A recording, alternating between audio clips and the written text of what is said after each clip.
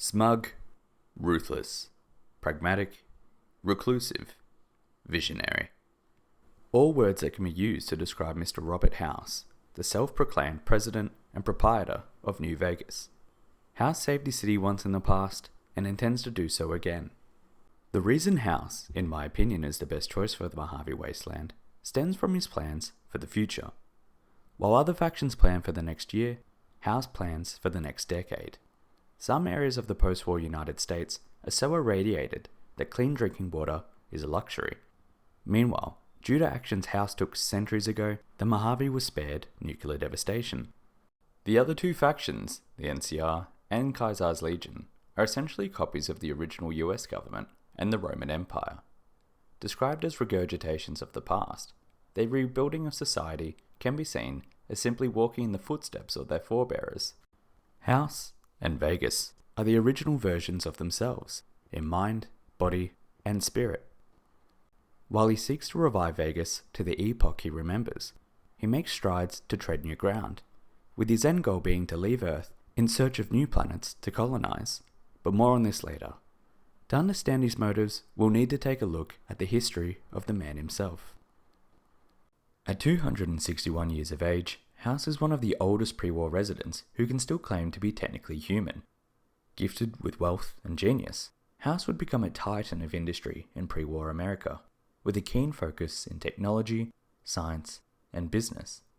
His influence was so great that his company Robco Industries effectively became an unofficial branch of the military, launching Protectrons, Assaultrons, and even the communist-hating, football nuke-lobbing Iron Giant himself, Liberty Prime. Democracy is truth. Communism is death. Part of House's success was his ability to use mathematical calculations to effectively predict the outcome of future events. With his contacts in the military and his own research into the socio-politics of the world, House realized that atomic war was unavoidable in the near future. Knowing that he could not save the world, House set out to save the one thing he truly did care for, his hometown of Las Vegas. From his own personal hotel, the Lucky 38, House prepared one hell of a doomsday prepper's shelter. He installed lasers to the roof of the hotel, accompanied by satellite links to disarm or destroy the nukes sent from China. He then preserved his physical body within a hibernation chamber while syncing his brain to the online network, effectively causing the Lucky 38 and his Securitron forces to become his body. Fundamental to this was a data storage device known as the Platinum Chip, which contained an operating software upgrade to boost his laser defense network with an unstoppable amount of firepower. The Platinum Chip was to be delivered to House on the 23rd of October 2077. Unfortunately for House, his calculations had run a fraction short, and the Great War broke out 20 hours before it could be delivered. Without the Platinum Chip, House's operating systems were far less effective than intended. Of the 77 nukes directed at Vegas, 68 were able to be disarmed or destroyed, with the remaining 9 striking the Mojave. Still a remarkable feat, considering the devastation seen in Washington, D.C., California, and Massachusetts. Due to system crashes caused by the inferior software, House was forced into a coma for 61 years, eventually regaining consciousness in 2138. House bided his time, taking note of the relatively unscathed state of Vegas, but unwilling to engage with the barbaric tribes who had settled in the city. This changed upon the arrival of the NCR in the region, who alerted House that structured and powerful civilizations had developed in the wasteland. Knowing that they would set out to lay claim to the Mojave, and Hoover Dam especially, House sought to obtain a position of power. His Securitrons rolled out of the Lucky 38, surprising the startled tribals who were offered ultimatums. Join New Vegas, leave, or die. With these recruited allies, as well as his Securitrons, House was able to force the arriving NCR army to the bargaining table, rather than being invaded outright. The New Vegas Treaty was born, with Vegas' sovereignty guaranteed in exchange for 95% of Hoover Dam's power output, an NCR military base at Camp McCarran, and an embassy accompanied by the military police on the Strip itself. While this sounds like a bad deal, this was perfect in the eyes of House. For one, Hoover Dam itself would not have been able to be operational without the NCR engineers. The 5% directed to the Strip was also more than enough to supply his nation state. Allowing the NCR to station forces in the Mojave also gave him the benefit of using them as proxies to deter and defend against Caesar's legion. While the NCR bled itself dry of caps and life, House did not need to spend a cent to protect his own region. He also took advantage of NCR troops and citizens, who flocked to the Strip in droves to spend their money.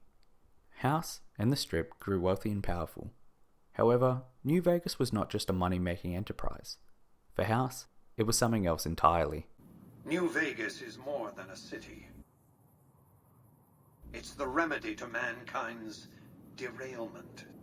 The city's economy is a blast furnace in which can be forged the steel of a new rail line running straight to a new horizon. What is the NCR? A society of people desperate to experience comfort, ease, luxury. A society of customers. With all that money pouring in, give me 20 years and I'll reignite the high technology development sectors. 50 years and I'll have people in orbit. 100 years and my colony ships will be heading for the stars to search for planets unpolluted by the wrath and folly of a bygone generation. This may sound like a bit of a fantasy, but in-game evidence of the Fallout universe supports this option. The US, in this timeline, managed to reach the moon, and the wreckage of the Valiant space station, seen in Fallout 76, indicates that there must be other space stations in orbit. Robco itself had acquired the Nevada-based rocket manufacturing company Repcon before the Great War, with its facilities locatable in-game. The player is also able to launch functional spacecraft for the Bright Brotherhood's Great Journey, although it appears evident that their members don't actually make it to space. Extraterrestrial life is also confirmed in Fallouts 3, 4, and 76, with the Zayton seen to breathe and digest Earth's atmosphere without any breathing apparatus. This would provide evidence to the fact that other inhabitable planets with oxygen comparable to ours must exist in the galaxy. The wildcard in this discussion is how colonizing these new planets would play out, given the fact that a hostile alien race that has mastered intergalactic space travel by the 1600s roams the galaxy. House having knowledge of, and then making preparations for the Zaytons, is also an unknown. However, the benefits outweigh the risks in my opinion. Humanity has already proven it was willing to destroy the world in their conflict with one another. There is also enough ordnance seen in multiple locations across the former United States alone to cause another great war. It would make sense that in order to preserve humanity itself, space exploration and colonization would be their best chance at survival. House has a vision for the future of humanity, and can be considered ambitious, even ruthless, to achieve this aim. He makes decisions, both cruel or kind, based on the best logical outcome for his goal, and does not allow his ego to influence these decisions. For example, the only times he shows true anger is if a contract has been broken, such as if the courier refuses to return the platinum chip. I spent 2 centuries searching for the platinum chip. It's my invention, my property, mine! Now be a good courier and deliver it! Or if he's advised that the White Glove Society has reverted to cannibalism. It's a violation of their contract. Is it really so hard not to engage in cannibalism? My goodness. He is entirely ambivalent to Benny's fate, despite the fact that prior to Benny's betrayal, he'd been grooming him as a protege. He is however noticeably inflexible about eliminating the Brotherhood of Steel, but makes an understandable point that they'd never accept his plans for Vegas, and have attacked his Securitrons unprovoked in the past. When asked about his style of rule for New Vegas, House outlines it as such. I prefer the term autocrat. I would rule as a chief executive. I would not answer to a board of directors or any other entity. Nothing to impede progress. If you want to see the fate of democracies, look out the windows. When asked on what would stop him from abusing his power, my judgment. I have no interest in abusing others, just as I have no interest in legislating or otherwise dictating what people do in their private time. Nor have I any interest in being worshipped as some kind of machine god messiah. I am impervious to such corrupting ambitions. Absolute power for an individual can be a scary thought. However, House is not a regular individual. Since 2065, he has set out to accomplish the singular goal of preserving the human race itself. As long as his basic rules are followed, and actions aren't taken to impede his progress, House does not interfere with his people's lives, with an almost laissez-faire approach to governance. The idea that his own judgment will keep him from abusing power can admittedly be seen as fallible. However, over 261 years, House is still the same man that he was before the Great War. A little arrogant, a little robotic, but still himself, and still committed to safeguarding the future of humanity itself. Bringing things back to the present, the immediate aftermath for a House victory at Hoover Dam sees Caesar's legion decimated by House's Securitrons, with Caesar himself killed at the fort. The NCR are then ordered to remove all military forces from the Mojave.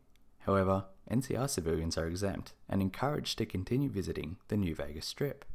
In order to ensure their compliance, House will continue to supply water and electricity from Hoover Dam to the NCR, albeit at a potentially extortionate rate. While the NCR would doubtfully see it, House's occupation of the Mojave is not only the best result for its inhabitants, but also the NCR itself.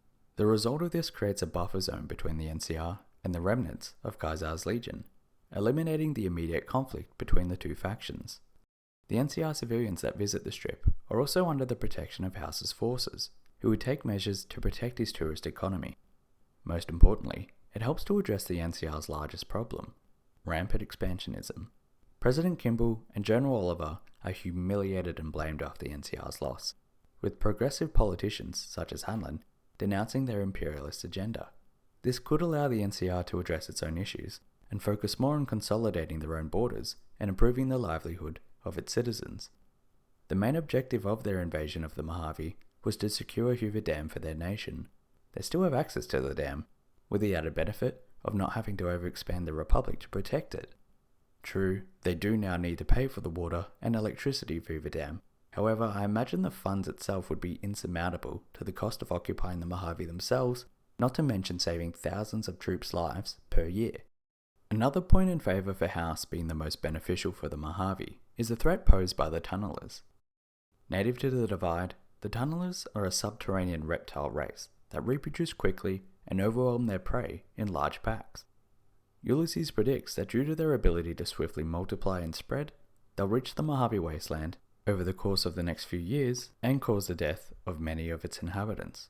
The best proven defense against the tunnelers: bright lights, loud noise, and heavy ordnance, which Vegas has in abundance. It could be argued that Caesar's legion's ferociousness or the NCR's adaptability could combat the tunneler threat. The Courier is even able to decimate some of their numbers and eliminates the tunneler queen, potentially reducing their threat from the outset. However, even in the worst case scenario, the combination of Vegas's blinding light and mechanical, well-armed Securitrons would be the best defense to the photophobic, flesh-eating monsters. House admittedly does have many flaws. He's inflexible, arrogant, and while he's not an evil man, he's certainly capable of committing evil acts to accomplish his goals. He tunnel visions on the big picture, and his my way or the highway approach to policy does not make him popular to many of his subordinates. Despite this, I do still believe that he is the best choice for the Mojave and the people within it. Some may state that House does not have the right to rule the wasteland. However, the Mojave and all the infrastructure that makes it so appealing would not exist if not for House. Under his stewardship, cold and calculating it may be, there is a future, not just for the Mojave, but for humanity itself. And in this future, the Great War may be even seen in hindsight as just a minor blip in the next stage of human history.